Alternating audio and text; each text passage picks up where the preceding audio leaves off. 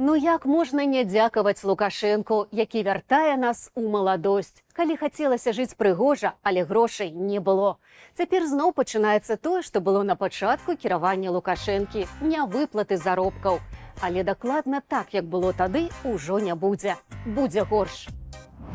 Мужики, не экономьте на зарплате, но не экономьте на этом. Если человеку надо заплатить, заплатите. Сказано, зроблена. Заробкі ў Беларусі б'юць рэкорды. 3000 рублёў на рукі. Чыноўнікі не паскупіліся і вывелі на папер рэкордны сярэдні заробак.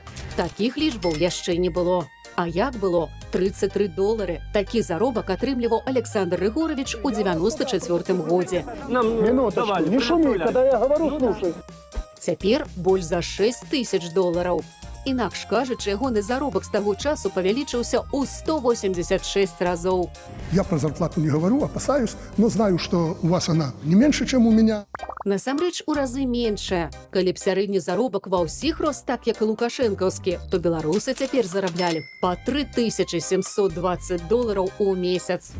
Можа, канешне, Лукашенко лепш за ўсіх у краіне працуе, што ягоны заробак так вырас. А можа, горш за ўсіх, бо пад ягоным кіраўніцтвам заробкі беларусаў так не растуць. Не сягаюць нават таго ўзроўня, які ў справаздачах пішуць.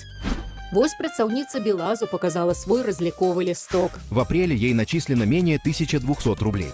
Буйное машинабудаўнічае прадпрыемства павінна прыносіць буйныя доходы. Фотографируемся на фото. Чаму ж заробкі працаўнікоў такія малыя? Бо велізарная частка прыбытку Белазу ідзе ў кішэню сына Лукашэнкі.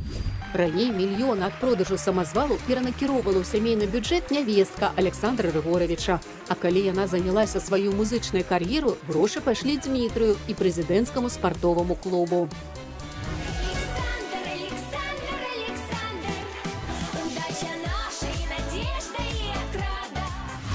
Сям'я Александра Рыгоровича стварыла ў Расіі кампаніі-пасярэднікі. Толькі яны маюць права прадаваць прадукцыю Белазу. Даход гэтых пасярэднікаў практычна такі ж, як у завода-вытворцы.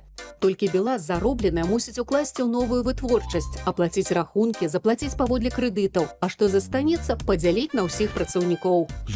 Зарплата. Дайте больше. Нічога дзіўнага, што абабранае прадпрыемства не можа развівацца.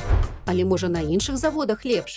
На нарадзе ў Лукашэнкі высветлілася, што на іншых яшчэ горш. Они все дышат нормально, они в рабочем состоянии или там проблемы? Они все работают, но проблем хватает во всех предприятиях. Лукашенко шукае, з якога б яшчэ прадпрыемства сокі выцяснуць. А металлургическим Слабый, товарищ президент. Все, к сожалению, ситуация сложная. Настолькі складанае, што ў мінулым годзе на прадпрыемстве пачаліся затрымкі выплаты заробкаў.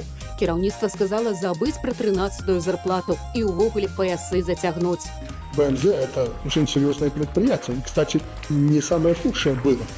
Няма таго, што раньш было. Затрыманне выплаты заробкаў цяпер нярэдкая з'ява. Пракуратура мусіла ўмяшацца, каб у АПК Выхаўскага раёну выплацілі заробак амаль 100 працаўнікам. Праблемы ў прыватных кампаніяў. Сталічная будаўнічая арганізацыя затрымала заробкі 34 работнікам. Іншая менская арганізацыя ў сферы інфармацыйных тэхналогіяў толькі ў красавіку разлічылася з заробкамі за 2025 год. 193 работнікі месяцамі чакалі заробленыя імі грошы. За студзень, люты і сакавік не выплацілі заробкаў на прадпрыемстве BPG «Пластык» у Гомлі. Калі людзі праз гэта звальняліся, іх таксама не разлічвалі. Если мы что-то пообещали или выплатили, куда человеку уйти? Как защитить тут вот свои интересы? Клапатлівы Лукашенко нядаўна падпісаў указ нумар 45 аб забеспячэнні выплаты заробкаў.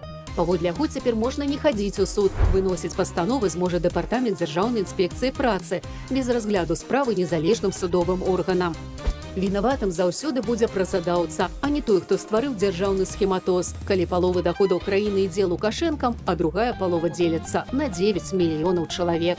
Вот на Западе страховая медицина, такие зарплаты, и пошло-поехало. Мы живем неплохо. Дай Бог, чтобы не было хуже.